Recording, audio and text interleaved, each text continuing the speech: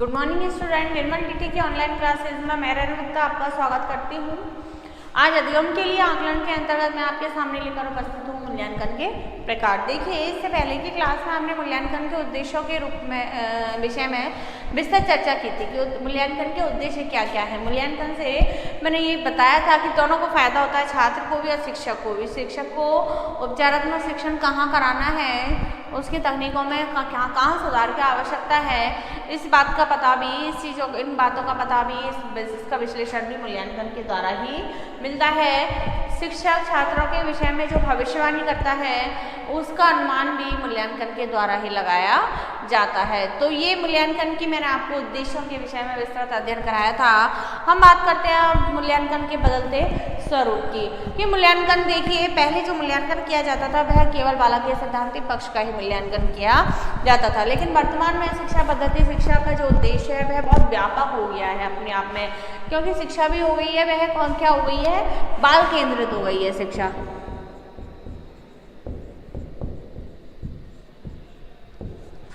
बाल केंद्रित हो जाने के होने के कारण सारी जो शिक्षा पद्धति है वह बालक के आसपास ही घूमती है, बालक का सर्वांगीण विकास करना,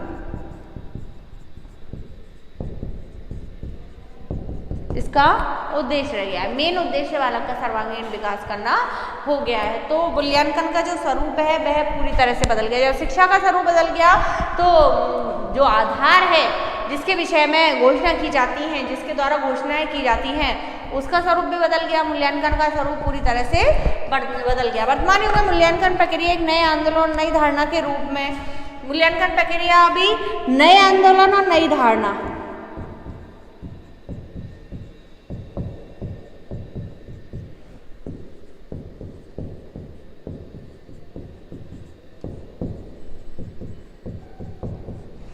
नए आंदोलन और नई धारणा के रूप में वर्तमान युग में हमारे विद्यालयों के शिक्षण और परीक्षण पद्धतियों को मोड़ देने में सहायक हुई है। यानी कि वर्तमान में जो विद्यालयों का जो महत्व बढ़ा है वह मूल्यांकन की वजह से ही बढ़ा है कि विद्यालयों में बालक को वह सब कुछ सिखाया जाए, वह सब कुछ प्राप्त करे जो उसके लिए अत्यंत आवश्यक है। शिक्षण और परीक्षण की पद्धतियों को मोड़ देने में मूल्यांकन प्रक्रिया, वर्तमान में मूल्यांकन प्रक्रिया बहुत सहायक सिद्ध हुई है, क्योंकि मूल्यांकन के द्वारा ही शिक्षण प्रक्रिया को सुधारा जाता है। शिक्षक के द्वारा शिक्षण में सुधार किया जाता है और बालक के द्वारा और उसके परीक्षण में भी सुधार किया जाता है। वह एक ही दृष्टि से बालक को नहीं देखता, एक ही एंगल से बालक को नहीं देखता। बालक की जो प्रोग्रेस है, बालक की जो एक्टिविटी है, बालक के द्वारा की गई जो गतिविधियां हैं, उनका वह ओवरऑल मूल्यांकन करता है। इसलिए मूल्यांकन का स्वरूप बहुत बदल गया है। और साथ ही साथ अगर हम कहें कि मूल्यांकन का क्षेत्र भी बहुत व्यापक हो गया है, क्योंकि शिक्षा का क्षेत्र व्यापक हो गया है। शिक्षा हमारे जिंदगी से जोड़ दी गई, जीवन से जोड़ दी गई है। शिक्षा हमें समायोजन करना सिखाती है। शिक्षा हमें हर परिस्थिति में अपने आप को योग्य साबित करना सिखाती है। शिक्षा का उपयोग है वह बालक दैनिक जीवन में हर काम में करने लगा है, किया जाता है। इस तरह से शिक्षा का जो क्षेत्र है बहुत व्यापक हो गया है, तो उसी आधार पर मूल्यांकन का क्षेत्र भी बहुत व्यापक हो गया है। जितना अच्छा मूल्यांकन छात्र का किया जाएगा, उसका ज्ञान में उतनी ही वृद्धि होगी, उसके अधिगम में उतनी ही वृद्धि होगी। अगर मूल्यांकन प्रक्रिया अच्छी नहीं हुई है तो हम बालक में सुधार की अपेक्षा नहीं कर सकते, क्योंकि उनका जो अंतिम बिंदु है व्यवहार परिवर्तन, हमारा जो उद्देश्य होता है वह होता है मूल्यांकन का कि बालक के व्यवहार में परिवर्तन लाना। वह परिवर्तन मूल्यांकन के द्वारा ही लाया जाता है। तो इस तरह से मूल्यांकन का स्वरूप बहुत बदल गया है। शिक्षा एक उद्देश्यपूर्ण प्रक्रिया है तथा इसके उद्देश्य समय समय पर समाज की आवश्यकताओं के अनुरूप बदलते रहते हैं। देखिए, हम कहें एक तो यह है कि सर्वांगीण विकास करना, और शिक्षा एक क्या है, उद्देश्यपूर्ण प्रक्रिया है।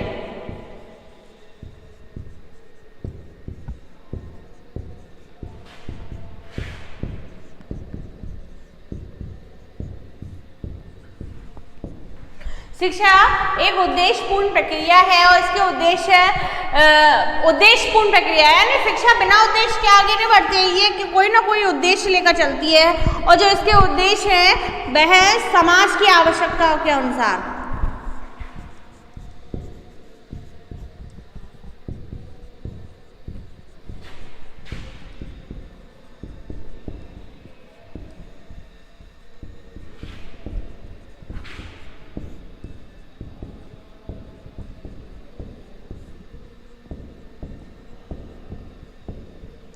समाज की डिमांड के आधार पर ही शिक्षा के उद्देश्य परिवर्तित होते हैं। कैसे? वर्तमान में समाज ऐसा था कि सभी एक वर्ण पढ़ता था, बाकी सारे वर्णों के सारे काम फिक्स थे। तो और अभी प्राचीन काल में और वर्तमान में समाज ऐसा है कि हर कोई वर्ग भौतिकवादी होना चाहता है, हर कोई वर्ग उन्नति करना चाहता है। तो समाज की डिमांड हो गई, समाज में बहुत सारी जो कुरीतियाँ थी वह भी समाप्त हो गई हैं। शिक्षा ही हमें अच्छे रूप से वर्तमान प्रोग्रेस के रूप से, देश की उन्नति के रूप से, देश के बदलते हुए स्वरूप के रूप से इस तरह से सोचने पर मजबूर करती है। तो समाज जैसी डिमांड करता है वैसी ही शिक्षा। आपने देखा होगा कई बार हम कहते हैं नहीं अब इसका तो स्कोप है ही नहीं, हिंदी संस्कृत का स्कोप नहीं है, या फिर हम कहें IIT का इतना, मैथ साइंस का इतना स्कोप नहीं रह गया है, या हम कहें कॉमर्स का इतना स्कोप नहीं रहा है। बच्चे, स्कोप का मतलब है बच्चों को कोई आगे जाके काम ही नहीं मिलता है, बच्चे बेरोजगार हो जाते हैं। और जब बच्चे बेरोजगार हो जाते हैं तो समाज पिछड़ जाता है, समाज पिछड़ जाता है तो हमारा देश भी पिछड़ जाता है। तो समाज की आवश्यकता के अनुसार ही हमें आगे बढ़ना होता है। एक युग ऐसा आया था अभी थोड़े के कंप्यूटर की आवश्यकता, बहुत महंगे थे कंप्यूटर सीखना एक क्रेज़ हो गया था कि क्रेज़ क्या, एक आवश्यकता हो गई थी, एक जरूरत हो गई थी। हर दुकान पे कंप्यूटर चाहिए होता, हर काम कंप्यूटराइज हो गया, यानी कंप्यूटर की एक लहर सी आ गया। और वर्तमान में कंप्यूटर सामान्य हो गया कि हर जगह कंप्यूटर हो गया, हर किसी को कंप्यूटर आता है। तो कंप्यूटर का स्कोप ही खत्म हो गया, सामान्य हो गई वो। जब कोई चीज़ विशिष्ट होती है तो उसका स्कोप बढ़ता है, वह हमें अच्छा पैसा देती है, अच्छा उसका क्षेत्र होता है। तो समाज जैसी डिमांड करता है वैसे ही हमें वैसा ही शिक्षा के उद्देश्य निर्धारित होते हैं और उस उद्देश्य के अनुसार ही शिक्षा प्रक्रिया आगे बढ़ती है। कुछ लोग शैक्षिक उद्देश्यों को अत्यंत संकीर्ण रूप में ले लेते हैं। उनके अनुसार मात्र निर्धारित पाठ्यक्रम को समय पर पूरा कर देना ही शैक्षिक उद्देश्यों की प्राप्ति समझ लिया जाता है। यानी कि मैंने बताया कि शिक्षा का जो उद्देश्य है वह बालक का सर्वांगीण विकास है, करना है। और शिक्षा अपने आप में एक महत्वपूर्ण शब्द है, यह एक व्यापक उद्देश्यों को अपने अंदर समेटे हुए है। शिक्षा का क्षेत्र बहुत व्यापक है। कुछ लोग इतने भ्रामक हो गए हैं कि वह संकीर्ण अर्थ में इसका प्रयोग ले लेते हैं, शिक्षा के उद्देश्यों का संकीर्ण अर्थ ले लेते हैं कि जो पाठ्यक्रम निर्धारित किया है 10, 15, 20 जो लेसन आपके बुक में है उन्हें ही कंप्लीट करा देंगे तो हमारी शैक्षिक प्रक्रिया संपन्न हो जाएगी। लेकिन वास्तव में ऐसा नहीं है। उनकी जो सोच है वह नितांत भ्रामक है इस दृष्टि से, यानी वो एक भ्रम में जी रहे हैं। उनका जो उद्देश्य है उन्हें ये नहीं पता, उनका उद्देश्य है बालक को आपको तैयार करना है वर्तमान समाज के अनुसार, वर्तमान समाज की आवश्यकताओं के अनुसार बालक को आपको तैयार करना है कि वह हर परिस्थिति में मजबूती से खड़ा रहे। वर्तमान में आपने देखा होगा बहुत सारी जगह सुसाइड कर लेते हैं बच्चे, सुसाइड कर लेते हैं। वो क्यों कर लेते हैं? क्योंकि उनका बस यही रह गया है कि मुझे पढ़ाई करनी है, अच्छे अंक लाने हैं और मुझे सेलेक्ट होना है, ये रह गया। लेकिन ऐसा नहीं है। शिक्षा हमें ये नहीं सिखाती, शिक्षा हमें कमजोर नहीं बनाती। शिक्षा का उद्देश्य तो ये कहता है कि शिक्षा हमें मजबूत बनाती है। शिक्षा हमें कठिन से कठिन परिस्थितियों में डटकर मुकाबला करना सिखाती है। शिक्षा हमारा समस्या का समाधान निकालना हमें सिखाती है, ना कि समस्या के आगे सरेंडर होना हमें नहीं सिखाती। कि हम अपने आप को इतना मजबूत बना लें कि जीवन में कैसी भी परेशानियों का हमें सामना करना पड़े, कैसी भी परिस्थिति आए, हम रास्ता ढूंढ लें, ना कि बैक आ जाएं। ऐसा नहीं होता है। जो बैक आते हैं वो सुसाइड करते हैं, वो डिप्रेशन के शिकार हो जाते हैं, वह जीवन में असफल हो जाते हैं। लेकिन अगर जिन्होंने शिक्षा ऐसी ग्रहण की है, शिक्षा को इस उद्देश्य से लिया है कि हमने ज्ञान ले लिया, हमें इसका उपयोग करना है, कैसे भी करें, हमें इसको अपने जीवन में उतार लेना है, तो उस व्यक्ति को कोई भी असफल नहीं कर सकता। वह कहीं ना कहीं से अपनी समस्याओं का समाधान ढूंढ ही लेगा। तो ये चीज़ है कि वह जो ऐसा सोच रखते हैं, ऐसी संकीर्ण सोच जो रखते हैं कि केवल निर्धारित पाठ्यक्रम को समय पर पूरा करा देना ही शैक्षिक उद्देश्य है, तो वह बहुत बड़े भ्रम में जी रहे होते हैं। यह एक नितांत भ्रामक प्रक्रिया है। शिक्षा का एकमात्र प्रमुख कार्य व्यापक और विस्तृत उद्देश्यों को प्राप्त करते हुए समाज द्वारा वांछित व्यवहारों का विकास करना है। एकमात्र प्रमुख कार्य शिक्षा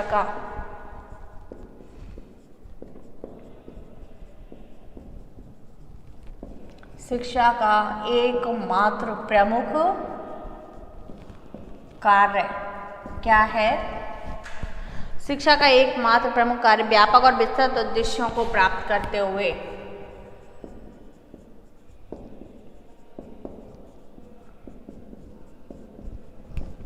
व्यापक और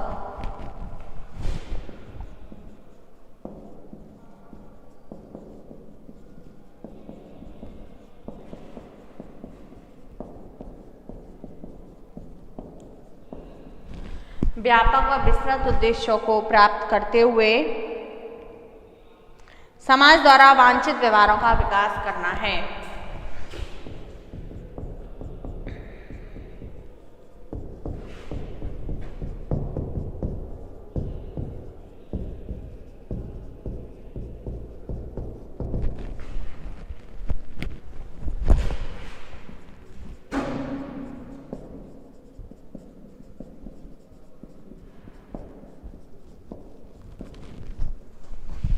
शिक्षा का एकमात्र प्रमुख कार्य व्यापक और विस्तृत उद्देश्यों को प्राप्त करते हुए समाज द्वारा वांछित व्यवहारों का विकास करना है। देखिए, मैंने आपको बताया कि शिक्षा हमें कठिन से कठिन परिस्थिति में मजबूती से खड़ा रहना सिखाती है। शिक्षा हमें समस्याओं का समाधान ढूंढना सिखाती है। शिक्षा हमें लड़ना सिखाती है। शिक्षा हमें लक्ष्य प्राप्त करना सिखाती है, ना कि हताश और निराश होकर असफल होना। लेकिन क्योंकि शिक्षा का क्षेत्र क्या है, बहुत व्यापक है और बहुत विस्तृत है। हम केवल इसलिए गणित का अध्ययन नहीं करते कि हम जोड़वा की गुणा भाग कर सकें। हम इसलिए अध्ययन करते हैं कि हम लाभ हानि का पूरा जीवन भर ब्यौरा रख सकें। कहीं भी क्या हम सोच सकें कि वास्तव में क्या चीज़ है जो हमें लाभ दे रही है और हमें कितनी हानि हो रही है। तो ये शिक्षा का उद्देश्य बहुत व्यापक है और विस्तृत है। इन उद्देश्यों को प्राप्त करते हुए समाज द्वारा वांछित व्यवहारों का विकास करना शिक्षा का उद्देश्य। समाज द्वारा वांछित, आपने देखा होगा वर्तमान में बहुत सारे, जैसे मैंने अभी आपको कंप्यूटर का उदाहरण दिया कि कंप्यूटर का क्रेज आया था, एक कंप्यूटर, हर काम कंप्यूटर से होने लगा। यानी कि व्यक्ति जैसे अपनी मेमोरी को बचाने के लिए, या मेमोरी मानवीय जो ह्यूमन जो मेमोरी है वह डिस्ट्रॉय भी हो जाती है। यानी कभी कभी हम भूल भी जाते हैं हर चीज़ को, कि नेचर है तो भूल भी जाते हैं। तो उस चीज़ को याद रखने के लिए आप परमानेंट स्टोर वह कंप्यूटर में कर देता था और निष्प्रभ हो जाता था कि मेरी सारा डाटा, मेरी सारी इंफॉर्मेशन, मेरा सारा जो पूरा जो ब्यौरा है वह मेरा कंप्यूटर में सेव है। लेकिन जो समाज के अवांछित व्यवहार हैं, जिन्होंने शिक्षा का दुरुपयोग किया है, वह साइबर क्राइम में करने लग गए। आपने तो डाटा डाल दिया अपना और वे उसका मिसयूज करने लग गए, आपके कंप्यूटर को हैक करने लग गए, आपके डाटास को तोड़ने लग गए, चोरियां करने लग गई। वर्तमान में देख लीजिए कि अकाउंट्स में से ही चोरियां हो जाती हैं। किसी को अब फ़ोन आते हैं, भाई आपका ये आपका नाम है, ये आपका एड्रेस है, ये आपका पता है, आपका अकाउंट नंबर दे दीजिए, आपके अकाउंट को हम रिन्यू करना चाहते हैं, फलाना फलाना, ये भी जो चीज़ है। तो वो क्या है, बस आपसे बात हुई 1-2 मिनट और आपका अकाउंट तुरंत खाली हो गया। तो ये सारे क्राइम हैं। लेकिन शिक्षा में ये क्राइम करना नहीं सिखाती। वास्तव में शिक्षा तभी सफल है जब आप समाज के द्वारा वांछित व्यवहारों का विकास करें, ना कि अवांछित तत्वों को जन्म दें, ना कि अपने अवांछनीय जो वर्तमान में, जैसे हमने कहा कि महिलाओं की इज्जत करनी चाहिए, महिला यत्न नार्यस्तु पूजन्ते रमन्ते तत्र देवता, ये हमें हमारे वेद भी सिखाते हैं, हमारे शिक्षा भी हमें ये बताती है कि महिलाओं की हमें सम्मान करना चाहिए, ये करना चाहिए। लेकिन कई ऐसे उपद्रवी तत्व हैं जो पढ़े लिखे हैं और जिन्होंने बहुत बड़े बड़े क्राइम किए हैं, जो आपने देखा है कि महिलाओं के साथ दुर्व्यवहार करना, कीचड़ उछालना, इज्जत उछालना, ये सारी चीज़ें उनके साथ क्राइम।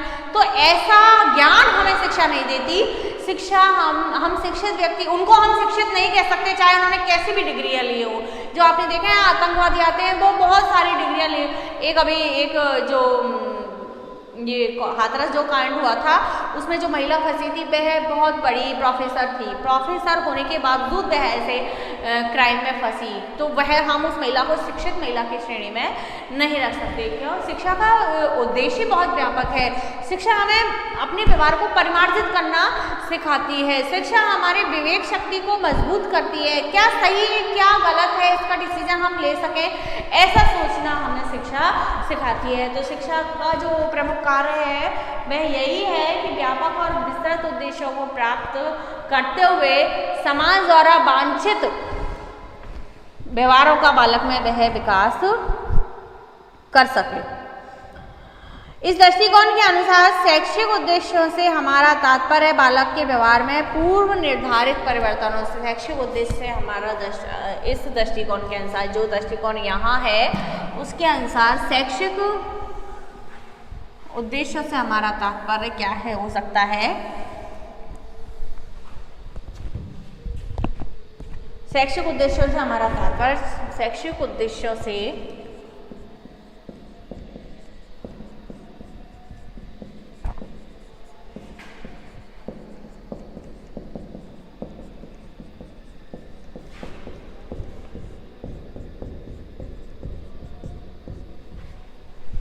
शैक्षिक उद्देश्यों से हमारा तात्पर्य छात्रों के व्यवहार में पूर्व निर्धारित परिवर्तनों से है।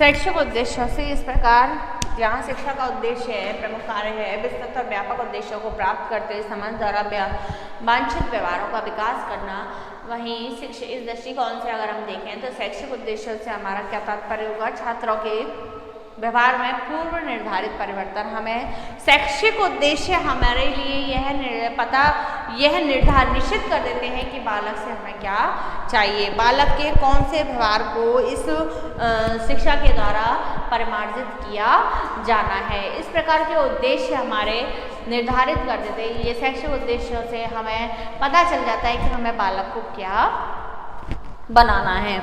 इसलिए जब ये है तो हमारे मूल्यांकन का जो स्वरूप है वह भी पूरी तरह से परिवर्तित हो जाता है। इस संबंध में थोड़ा मानसिक क्रिया का हमें सहारा लेना होता है। शिक्षण की सफलता तभी सार्थक है जब उससे छात्र ज्ञान अर्जित करें तथा यह ज्ञान हमें अनुभवों से प्राप्त होता है। शिक्षण की सफलता तभी सार्थक है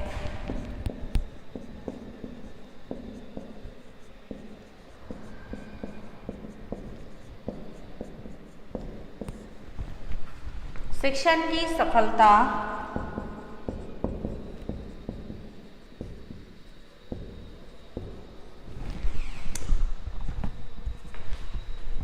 तभी सार्थक है जब उससे छात्र ज्ञान अर्जित करें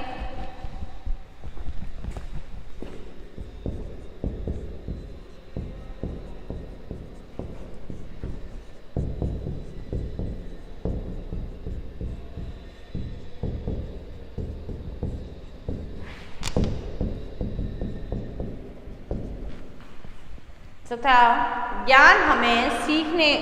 ज्ञान हमें अनुभव से प्राप्त होता है।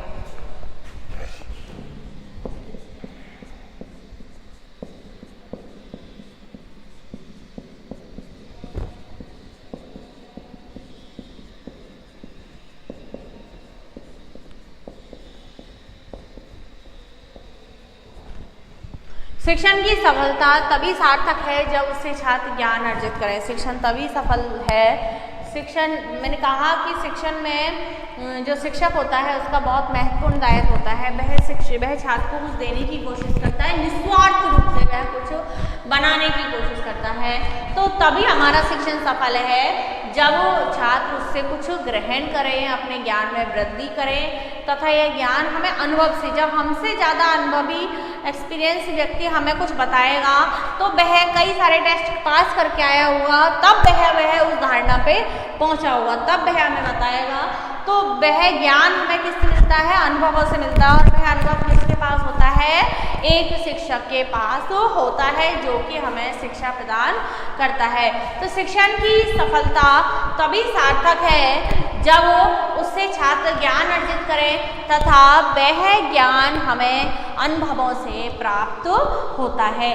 शिक्षा का जो उद्देश्य है वह अपने आप में बहुत व्यापक है। अतः शिक्षण का उद्देश्य छात्रों के अनुभवों में वृद्धि करना होना चाहिए किंतु अनुभव प्राप्त होना तभी संभव है जब छात्र ज्ञानेंद्रियों के माध्यम से विचार ग्रहण करें। अतः शिक्षण का उद्देश्य छात्रों के अनुभवों में वृद्धि करना होना चाहिए। अतः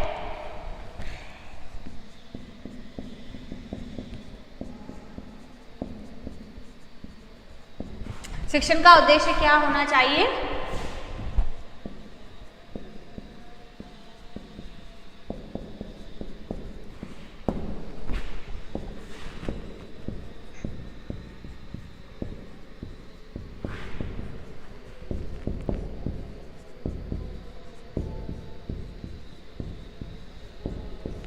छात्रों के अनुभवों में वृद्धि करना, ना कि एज इट इज उन्हें बनाना। किंतु अनुभव प्राप्त होना तभी संभव है जब छात्र अनुभव में वृद्धि कब होगी?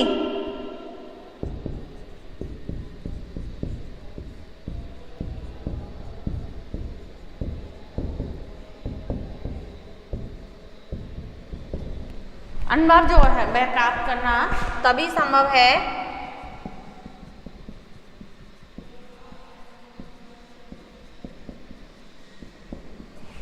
जब छात्र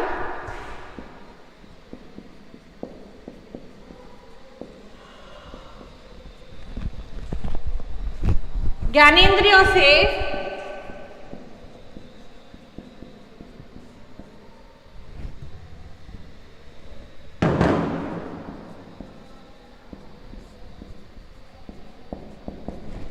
ज्ञान ग्रहण, जब छात्र क्या करें? ज्ञानेंद्रियों से ज्ञान ग्रहण। ज्ञानेंद्रियों से तात्पर्य है कि हमारे देखिए ये ह्यूमन नेचर है कि जिस चीज़ को का हम प्रत्यक्ष ज्ञान प्राप्त कर लेते हैं, प्रत्यक्ष रूप में जब उसे हम अनुभव कर लेते हैं तो वह हमारे दिमाग में, मन मस्तिष्क पे इस तरह से छा जाती है, जिसे हम कहें कि वह छप जाती है। छपने का तात्पर्य है कि एक बार केवल सुना ज्ञान हमारी मेमोरी पटल पर रहता है और कम समय तक रहता है, लेकिन अगर हमने उस स्थान को, उस विषय को प्रत्यक्ष रूप से देख लिया और देखने के साथ साथ हमने महसूस कर लिया है तो वह अनुभव, उससे हमें एक नया अनुभव प्राप्त हो जाता है। हमने जो ज्ञान ग्रहण किया है वह संपूर्णता की श्रेणी में पहुंच जाता है, संपूर्ण हो जाता है वह ज्ञान हमारा, कि हमने कुछ सीख लिया है, हमने कुछ ग्रहण कर लिया है, उससे हमें नए अनुभव प्राप्त होते हैं। लेकिन रटाए ज्ञान से हमें कोई अनुभव प्राप्त नहीं होते हैं। अब शिक्षण में शिक्षक को या तो ऐसा प्रयास करना चाहिए कि वह एक भ्रमण पर ले जाकर और उस चीज़ का प्रत्यक्ष ज्ञान, प्रत्यक्ष अनुभव छात्रों को कराए, या फिर अगर ले जा नहीं सकता है तो उसे मॉडल के रूप में, प्रोजेक्टर के रूप में, प्रोजेक्टर से यहाँ पर उन्हें फील कराए कि वास्तव में ये चीज़ ऐसी है और इसकी ये विशेषताएं हैं, इसके बनने के, इसके निर्माण के ये कारण हैं, इनसे हमें ये ज्ञान प्राप्त होता है, इससे हमें ये शिक्षा मिलती है। तो वह अनुभव हमारे स्थायी रूप ग्रहण कर लेते हैं और हमारे व्यवहार में क्या हो जाता है? एक तो हमारे ज्ञान में वृद्धि हो जाती है, दूसरा हमारे व्यवहार में परिवर्तन हो जाता है। विचार ग्रहण करने के लिए उपयुक्त परिस्थितियों की आवश्यकता होती है और यह परिस्थितियां छात्र क्रियाओं द्वारा निर्मित होती हैं। विचार ग्रहण करने के लिए अब देखिए, अब बात आती है कि शिक्षक छात्रों को पढ़ाता है, अपने अनुभवों से परिचित कराता है, तो विचार अपने आप में एक ऐसा शब्द है कि सभी व्यक्ति अपने अपने विचार रखते हैं। अब विचार छात्र शिक्षक के ऐसे होने चाहिए कि वह छात्र उन्हें ग्रहण करने के लिए क्या हो जाए? मजबूर हो जाए, विचार ग्रहण करने के लिए मजबूर हो जाए। और उन विचारों को ग्रहण करने के लिए मजबूर तब होगा जब उसे उपयुक्त क्या मिलेंगी? परिस्थितियां मिलेंगी।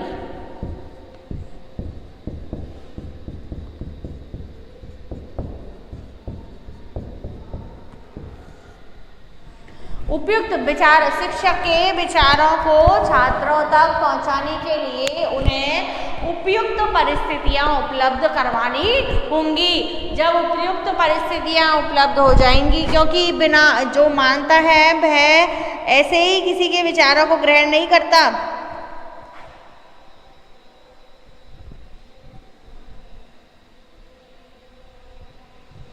ऐसे कोई भी व्यक्ति ऐसे ही किसी के विचारों से सहमत नहीं होता। जो परिस्थितियां हैं वह हमें उसे ही विचारों को ग्रहण करने पर मजबूर करती हैं। और ये परिस्थितियां जो होती हैं वह किसके द्वारा निर्मित होती हैं?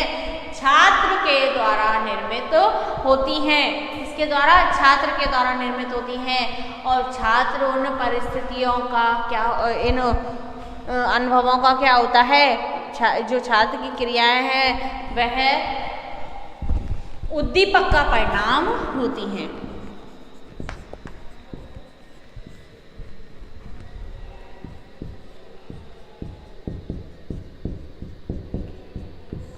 उद्दीपक का परिणाम छात्र की क्रियाएं वह परिस्थितियां छात्र द्वारा निर्मित की जाती हैं और छात्र उन्हें ग्रहण करने, विचारों को ग्रहण, शिक्षक के विचारों को ग्रहण करने का पूरा प्रयास करता है। विद्यालय तथा कक्षा का वातावरण इसमें उद्दीपक का कार्य करता है। उद्दीपक का कार्य क्या करता है? विद्यालय और कक्षा का वातावरण इन विचारों को ग्रहण करने में। विद्यालय और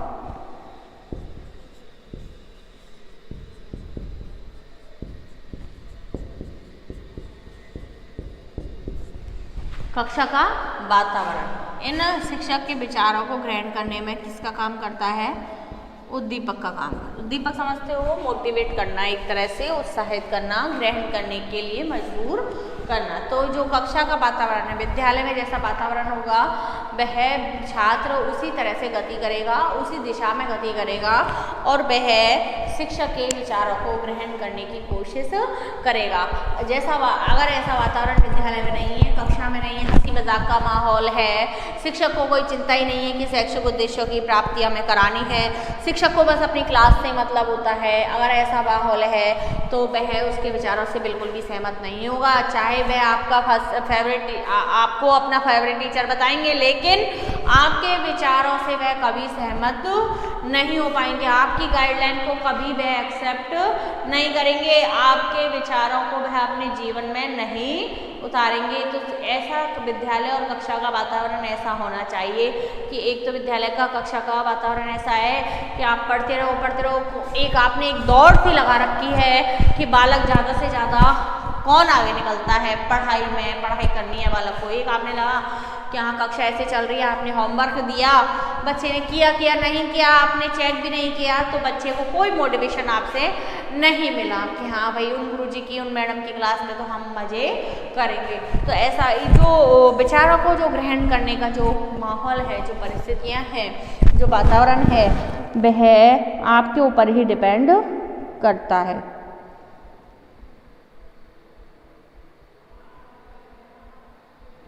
यदि और शिक्षक और प्रधानाचार्य दोनों मिलकर इस वातावरण निर्माण करने के लिए उत्तरदायी होते हैं। मैंने बताया आपको कि विद्यालय में कौन? प्रधानाचार्य।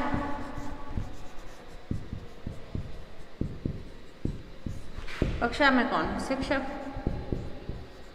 शिक्षक और प्रधानाचार्य इस वातावरण को, जो छात्रों को मोटिवेट कर सके।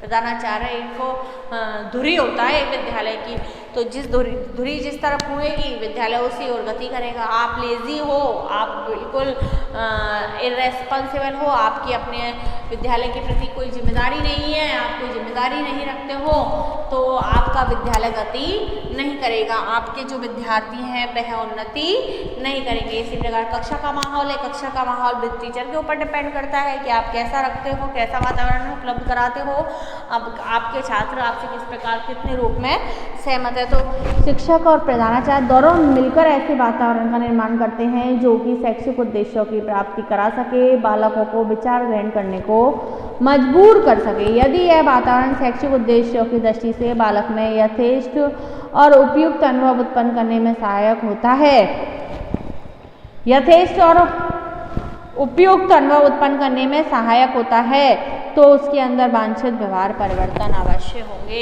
यदि यह वातावरण विद्यालय में प्रधानाचार्य और शिक्षक के द्वारा उसे शैक्षिक उद्देश्यों की प्राप्ति कराने के लिए पैदा किया गया है, उत्पन्न किया गया है, बनाया गया है, यदि वह वातावरण ऐसे उद्देश्यों की प्राप्ति में सफल होता है, ऐसा वातावरण निर्मित किया जाता है, शैक्षिक उद्देश्यों की दृष्टि से बालक में यदि वह आपके द्वारा ऐसे यथेष्ट और उपयुक्त जो अनुभव है वह उत्पन्न करने में वातावरण सक्षम होता है तो बालक निश्चित ही लक्ष्य को प्राप्त करेंगे। आपने देखा होगा कई कोचिंगों के बहुत सारे नाम हैं, कंपटीशन एग्जाम में कई कोचिंग में बहुत सारी भीड़ है, बच्चे जाते हैं और कि हाँ नहीं उसमें जाना है, उसमें अध्ययन करना है, उसमें हमें सफलता मिलेगी। क्यों मिलेगी? ज्ञान तो किताबों में भी वही ज्ञान वो बताते हैं, वही टीचर है सभी जगह, लेकिन फर्क पड़ता है एनवायरनमेंट का कि आपने अपना जो माहौल है वह कैसा बनाया हुआ है।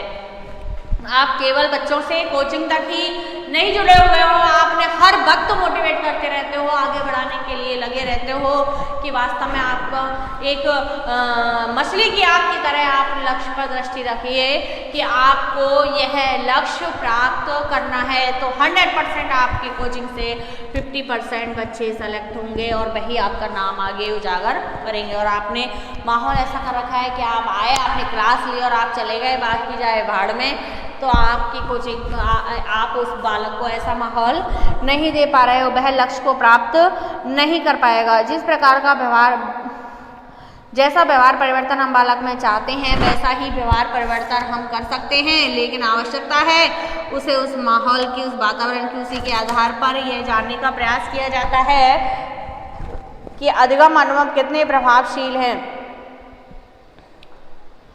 उद्देश्य निर्धारण के समय छात्र की जो स्थिति होती है उसकी अवहेलना नहीं की जा सकती, क्योंकि इसी स्थिति को आधार बनाकर शिक्षण कार्य में मूल्यांकन किया जाता है। यदि अध्यापक इस स्थिति से विचलित हो जाता है तो उसका शिक्षण न तो उद्देश्य आधारित रहता है और न ही उसका मूल्यांकन वांछित परिवर्तनों को प्राप्त कर सकता है।